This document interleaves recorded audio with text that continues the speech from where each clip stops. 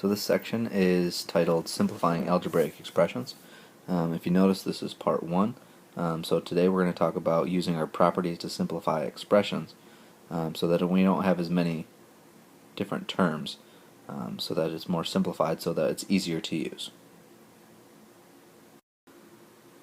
The first thing that we need to discuss is the different parts of an expression. We can kind of think of this like parts of speech, as with English sentence and things like that. Each expression has its own unique parts, and different pieces all work together to create the expression. So the first thing that we have to look at is we have to look at these things right here. This addition. All three things, these are called operations. Most expressions are going to be simplified, or not simplified, but they're going to be separated using some kind of operation, and that operation is usually going to be addition or subtraction. So when we look at these operations, we're looking for either addition or subtraction.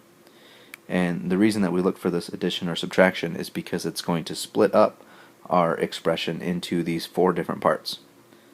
So we have a 2x, we have an 8, we have an x, and we have another 8. What we call these things here is we call these terms. So each one of these 3 or 4 pieces are considered a term. So all expressions have terms.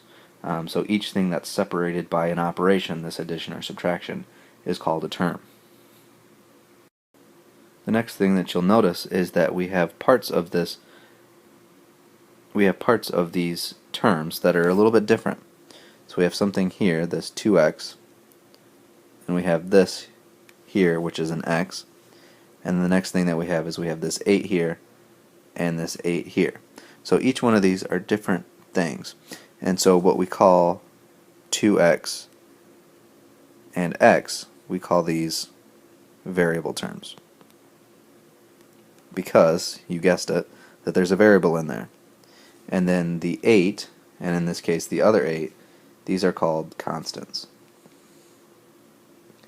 So variable terms are any term that has a variable in it, and then a constant is just a plain regular number. So whenever you see these, you should be able to identify these as variable terms and constants. The next thing that we look at is we look at something that we call a like term. Like terms are any term that are very similar to each other.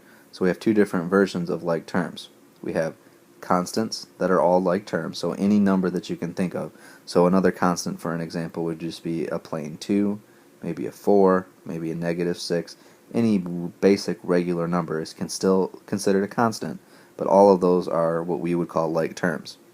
The other thing is that we have variable terms. Now, in order for a variable term to be a like term, it has to contain the same variable. It has to contain the same variable. So if we had 2 things, so we have a 2x and we have an x, both of those are x's, so we call those like terms. If we had something different, let's say for example 4y and 4x, these are not like terms. These are not like terms because they don't have the same variable. Even though the number that's in front of them is the same, the variable is different. Which brings us to our next point. Our next thing that we have to look for is the following. Is what we call coefficient. Now, a coefficient is the number in front of a variable. So it's the number in front of a variable.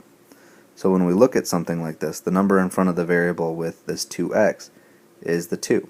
So we call that 2 a coefficient. So it's no longer a constant, it's now a coefficient, because it's being in place of something else. And so it's saying 2 multiplied by x, so our 2, the number that's being multiplied in front of the variable, is our coefficient. Now when we have a term like this, when we have just a regular x, we always have to make sure that we have the variable 1x is equal to x. So we don't ever have just 0x. The difference here is that it's 1x, so it's represented by a 1. So if at any time you see a standalone variable with no number with it, its coefficient is always 1. So with that in mind, let's take a look at a few examples. So we have two expressions here, and so what we want to identify is we want to identify our like terms, our coefficients, and our constants. So let's look at each one of these individually.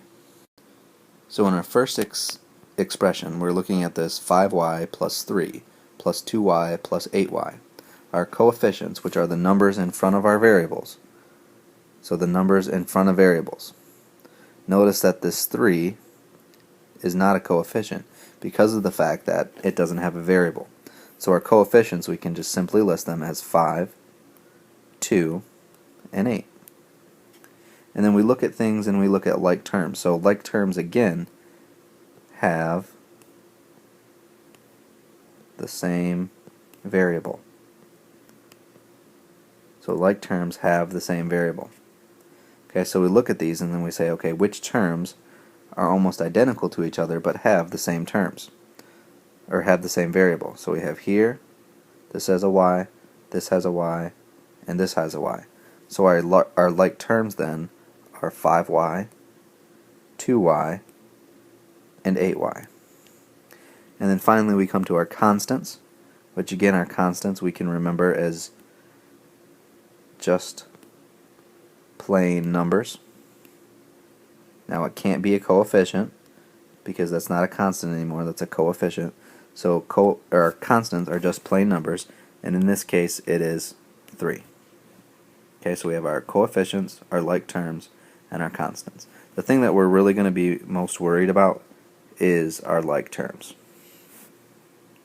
If we look at our second example, we do the same thing. So our coefficients are the numbers in front of variables.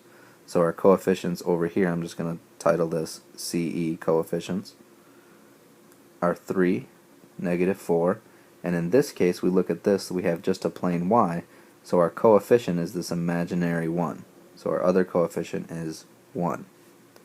Our like terms, our LTs, are going to be 3x, -4x,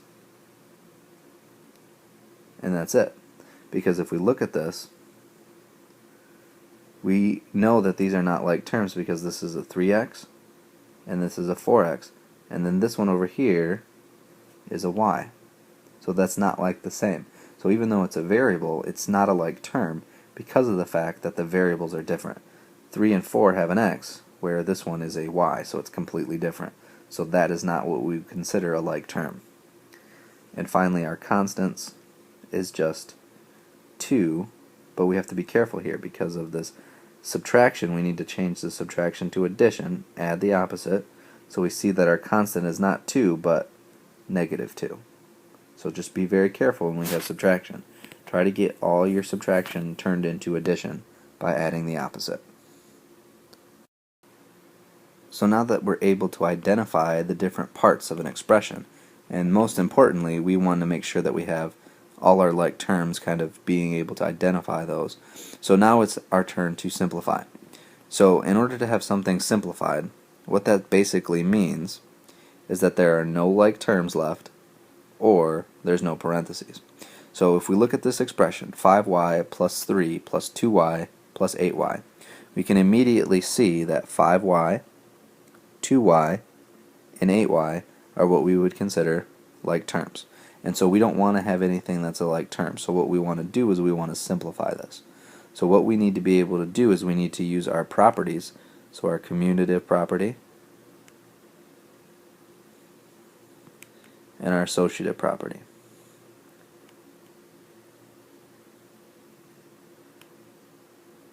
Now I understand that we talked about before that because this has a variable we can't simplify that, but that's not true. What we need to do is we need to be able to use our commutative property and our associative property to get these things close to each other. And when I say these things, we want to get our like terms next to each other. So what I can do is I can rewrite this as 5y plus 2y plus 8y plus 3. And then what I can do is I can use my associative property to say, okay, I want to group these things together. And then now you're wondering, okay, well, what do I do with this? So in order to simplify this, what we can do is our helpful hint here is that we add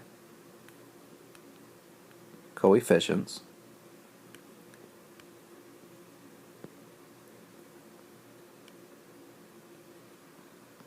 of like terms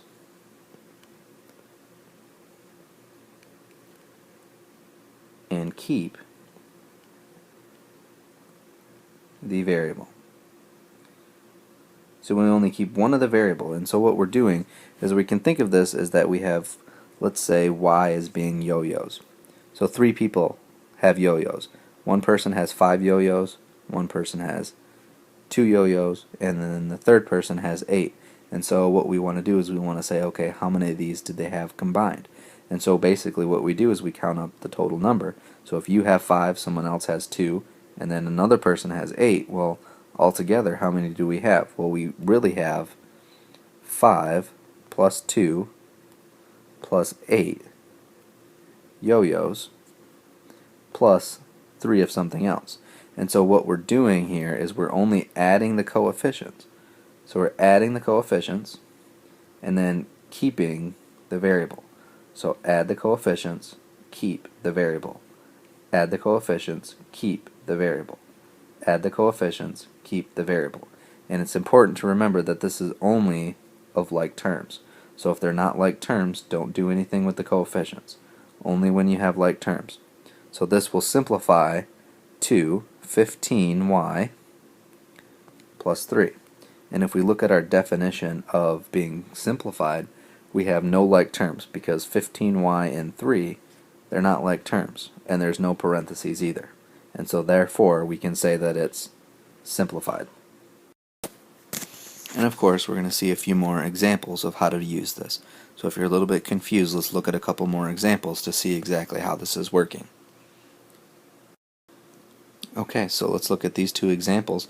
Now remember, our little hint here is that we're adding coefficients and keeping the variable, but only of like terms. Okay, so the first thing that we need to do here is we need to identify our like terms. So our like terms here are just 3x and negative 4x. Y is all by itself, there's no like terms there, and this minus 2, we don't really have anything to do with that, so there's not anything that we can do.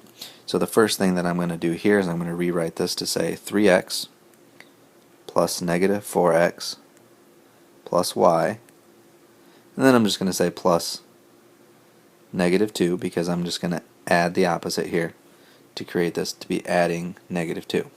Now I'm going to use my associative property to say, okay, I have all addition, so I can just add 3x plus negative 4x. Now if I keep in mind my rule of adding the coefficients and keeping the variable, the coefficients here are 3 and negative 4, so I'm adding 3 plus negative 4, and then I'm going to keep the variable x, and then everything else to follow, plus y plus negative 2. So when I do this, I get 3 plus negative 4, which is negative 1x plus y plus negative 2. And here is my simplified form. So as you can see, I'm just adding the coefficients of my like terms and then keeping the variable. Alright, so let's look at the next example here. We have 3x plus 3 plus 7x, then plus x. So I say, okay, what are my like terms? Well, my like terms are 3x, 7x, and then x, because those all share the same variable. Well, let's use our commutative and associative properties to say, well, I can rearrange this to show 3x plus 7x plus x plus 3. Okay, well that's good. So I rearranged it using my commutative property. Got all my like terms close to each other. Now I can use my associative property to put parentheses around this and say, okay, well, use my same rule again, add the coefficients, keep the variable. So my coefficients here are 3 plus 7, and then remember, whenever we have a variable that's standing alone, we have that imaginary 1 that's its coefficient. So my coefficient here is 1. And then keeping the variable, I get x, and then I still have my plus 3. Okay, because think about it this way. Everything has to have a coefficient. If it's a variable, it has to have a coefficient. If it doesn't show a coefficient, that always means that it's 1. So everything has to have a coefficient. You see we have 3 terms, 1, 2, 3, and then we have 1, 2, 3 coefficients. So every term, or every variable, is going to have a coefficient. If we add all these up, we get 3 plus 7, which is 10, plus 1 more is 11x. So I add my coefficients, keep my variable, and then add 3. And there is my simplified form. I know that this is simplified because I know 11x and 3 are not like terms. And there's no parentheses either. But we're not going to get into parentheses until the next part of section 3.2. Okay, and finally, we have a couple more examples here that are going to need a little bit more attention to detail. And that specifically means that this subtraction is really going to throw us off. So whenever you see subtraction, when you're trying to simplify expressions, so subtraction is something that we don't want. So we want to get rid of subtraction. And the way that we do that is we add. So add the opposite. So when we add the opposite, we change our subtraction to addition, and then take the opposite of the number that immediately follows. So just like we practiced before, so what we're going to do is we're going to look at this expression here, and before we can move anything using our commutative property, we need to make sure that we have all addition. And so in these two problems here, we don't have all addition, so we need to make sure that we get all addition. So what I'm going to do here is I'm going to add the opposite where appropriate. So 5c minus 2d becomes plus negative 2d, and then we have plus 3d, which is okay, plus 2, which is okay, minus d, we want to get rid of that minus d, and we want to say adding a negative d. But we know that that's not necessarily just negative d, but that's negative 1d, because of the coefficient that's in front of that d is always 1. So now that it was a 1d, it becomes a negative 1d. And so therefore, if I rewrite this so it's a little easier to see, I get 5c plus negative 2d plus 3d plus 2 plus negative 1d, because remember that 1, that was the original coefficient. And if I do this again just like I did before, I say, okay, well, what are my like terms? Well, my like terms in this problem are negative 2d, 3d, and the negative 1d. And so using my commutative property, let's get those all by themselves, or close to each other. So I can rewrite this as negative 2d plus 3d plus negative 1d plus 5c plus 2. Because I can't forget about the other two terms because they still exist.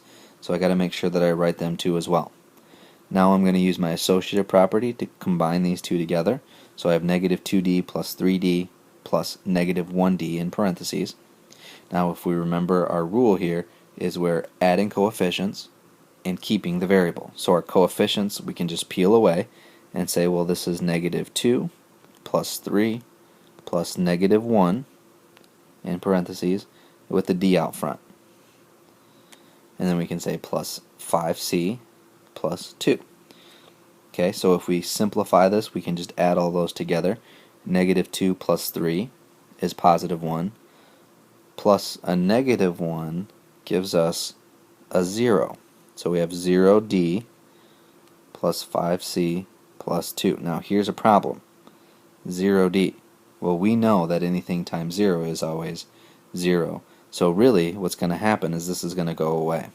So all we're left with is 5c plus 2. So when I say attention to detail, that's exactly what I mean. We have to make sure that we're taking every necessary step so that we can point out something, such as a 0d really becomes nothing at all, because we know anything times 0 is always 0, and if something is 0, we can just forget about it. Looking at our next problem, we do the same thing. We're going to add the opposite to any subtraction. I'm going to rewrite it 3x plus negative 5 plus negative 8x plus 6. Okay, underline my like terms. Well, I have 3x and I have negative 8x. But also too, what I want to keep in mind is I have two constants now. And so I can do something with those two constants. But let's take the next step. So we say 3x plus negative 8x, using my commutative property, associate those two things, plus negative 5 plus 6.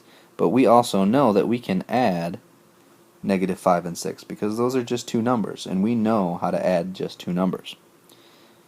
Okay, the next step then, 3x plus negative 8x. If we add the coefficients, keep the variables, we get 3 plus negative 8 outside with an x plus, well, we know negative 5 plus 6, which is just positive 1. And if we add 3 plus negative 8, we get negative 5x plus 1. And there is our simplified form. Just like over here, this is our simplified form. So just be very careful to your detail. Make sure that you're changing all your subtraction to addition so that when you're adding the coefficients, there's no confusion what's positive and what's negative. And that's going to be it. So just make sure when you're doing your homework that you're being very careful and you're looking back at your notes and even examples that are in the book.